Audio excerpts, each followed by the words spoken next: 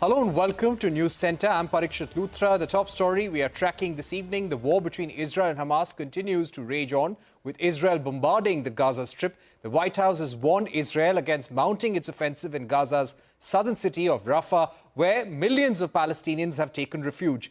The US says military operations in Rafah without proper planning would be a disaster. President Joe Biden has said that US would not support Israel's plans in the area without considering the refugees there, calling Israel's military conduct in the region over the top. Meanwhile, reports suggest Israeli attacks have killed around 9 people in Rafah. Another airstrike carried out by Israel has killed 5 people in Al-Shifa hospital in Khan Yunis. These attacks have raised the death toll in Gaza region to 28,000.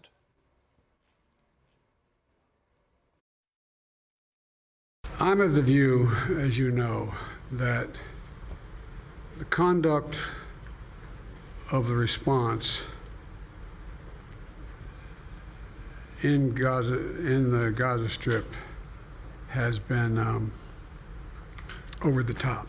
That we have to do much more to increase the amount of material going in, including fuel, including other items. There are innocent people, innocent women and children who are also in badly in need of help. To take this discussion forward, we're now joined by KP Fabian, ex-Indian envoy to Qatar, and we'll also be joined by Pant, Vice President of Foreign Policy at the Observer Research Foundation. Let me go across to Ambassador Fabian first. Ambassador Fabian, do you think US's patience with Israel is wearing thin and they will possibly draw a line when it comes to military support to Israel? Well, thank you and good afternoon. US's patience with Israel is wearing thin, and what we have to notice that as regards the ground action in Gaza, United States had counseled Israel privately and publicly not to do that. But now regarding Rafah, the language is different. United States will not support it. But what I would like to see is United States will oppose it. To say that United States will not support it, what does it mean? It will not give diplomatic support, or will it cease sending the arms, the 1,000 tons and 2,000 ton bombs? That is a crucial question. Right. Ambassador Fabian, let me also ask you, Netanyahu has for the moment dismissed all proposals by the Hamas, all proposals for a peace treaty right now, or a ceasefire, or any kind of peace deal for that matter. They don't want to release all the Palestinian prisoners. They don't want to stop the offensive. They don't want to vacate this territory. Do you think that Netanyahu would be agreeable to a different sort of a deal? Let me put it this way. Netanyahu on his own will not agree, but he can be compelled. But let us understand why Netanyahu will not agree. He will not agree to a long pause or to a permanent ceasefire for the reason that if either happens, then his own political career will be in peril and he might even go to jail pretty soon. So it is in his interest to prolong the war and even to expand the war. But he is caught between, two fires. On the one hand, pressure from the United States and the rest of the international community, especially the Western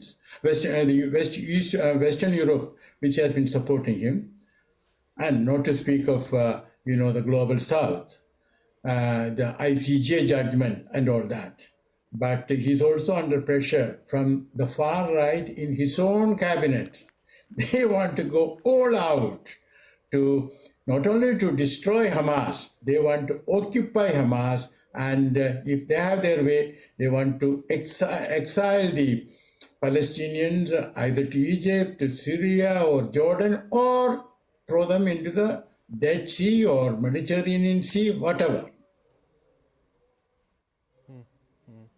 What are US's options at this juncture, considering that US is also going to go to elections later in this year? There is a lot of support for an offensive against the Hamas to support Israel within the US government? What options does the US really have? And if the Israeli government, if Netanyahu, for his own domestic interests, steps up the offensive against the Hamas, especially in Rafah, what all can the United States do? May I sort of slightly amend the question? What are President Biden's options? Because he's the president and he's also the candidate, as you mentioned. So what are President Biden's options? He has two options. One is to go on publicly, make statements which give the impression that the United States is putting as much pressure on Israel as possible. The other is, well, whether he makes those statements or not, the other is, and this is very important, to delay the next shipment of arms. If he does that, without, Right. if the Pentagon sends a message, oh, the next shipment is getting delayed by a few days, that message will be stronger, clearer, and that will have the necessary impact. And this doesn't have to come out at all. Right. So you are saying that even a slight delay in sending military support to Israel could have the desired impact of reining them in. Pant, thank you very much for joining us on the program. Do you think the US and the kind of wording that we've seen from Joe Biden saying that Israeli actions in Gaza have been over the top, do you think now is the time when we would possibly see Joe Biden, Antony Blinken getting tough with Israel in backroom negotiations?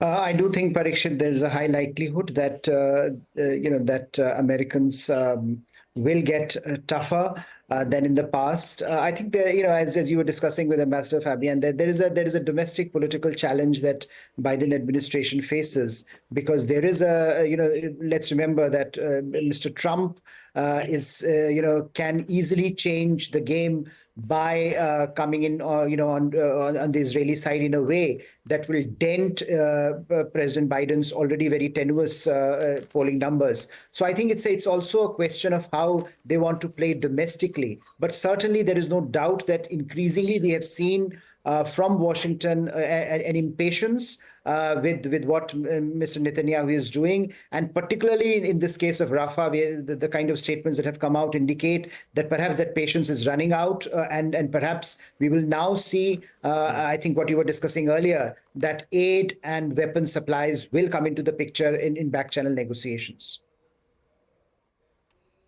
Right. Harsh, what do you think about the Arab nations, the Middle Eastern countries? Many are very angry right now with Israel because of the civilian deaths in Palestine, civilian deaths in Gaza. Netanyahu has refused any deal which includes freeing of 9,000 Palestinian prisoners in return for 100 Israeli hostages. But if this offensive continues in Gaza, and if Netanyahu goes in for a military operation in Rafah that leads to more civilian deaths, how do you expect the crisis to escalate, some of the Arab nations to react?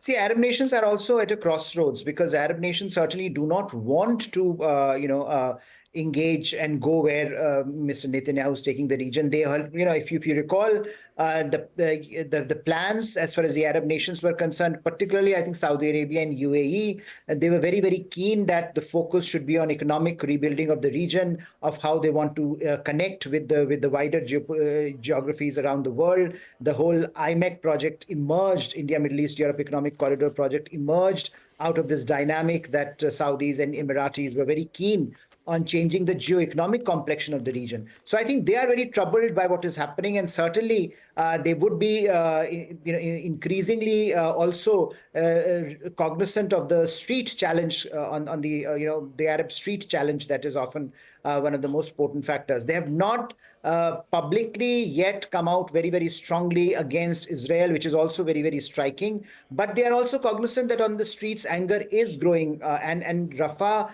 and any kind of operations, Israeli operations in Rafah, might just tilt the scale. So I'm sure that even they who have back-channel engagements with Netanyahu would be advising him to do differently. But the calculus for Netanyahu at this point is whether he's primarily looking at it through a domestic political lens, Or does he have a strategic end game in mind? It doesn't look like he has. And it seems to be that almost everything that he's doing is coming out of a conviction of continuing this war for his own personal reasons, which is also costing him a lot of friends around the world and a lot of public opinion. And for Arab leaders, I think the public opinion is very, very critical.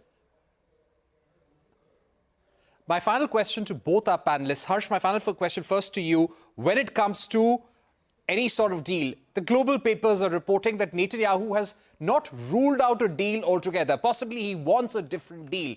When do you think he will agree to a peace agreement, even though for the moment he has rejected all terms that Hamas has offered in its peace proposal? See, I think he's also, for him, this is at this point, if there is a deal and the conflict is de-escalated, what is his future? I think he's also looking at his own future. And by all reckoning, this is the last roll of the dice for him.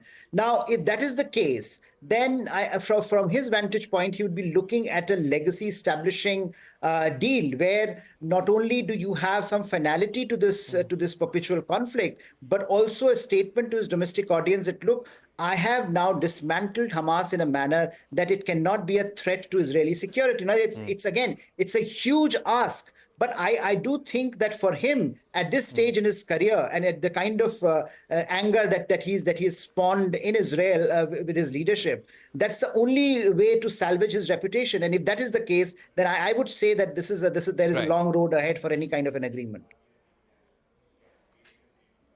There's a long road ahead for any kind of agreement. We've run out of time, but thank you very much, Ambassador Fabian and Harsh Pant, for joining us on the program here on News Center, explaining us what Netanyahu really wants at this stage, and Ambassador Fabian explaining that even a slight delay in sending military consignments to Israel can have the desired impact of slowing down their military offensive. We're taking a short break here on News Center, but don't go anywhere. We're getting you a series of exclusive interviews, first with Martin Reza, Vice President of the South Asian Division at the World Bank, and also an exclusive with Lenovo on their India plan. Stay tuned.